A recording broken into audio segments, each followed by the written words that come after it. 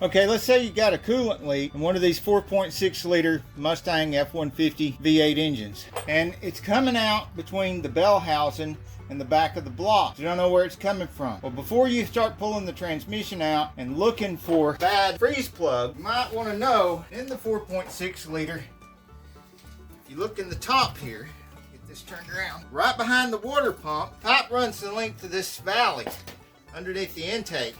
And it's got a stupid hose right here, a rubber hose between the back of where the water pump sits and this pipe. And that hose gets rotten. When it starts leaking, it fills up this valley, goes out this hole right here, and pours out this hole and pours into the bell housing area and drips out between the bell housing of the transmission and the engine.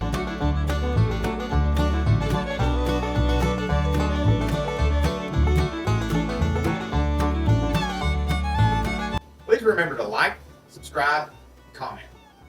Put your questions down below. Until next week, get off the couch, get dirty.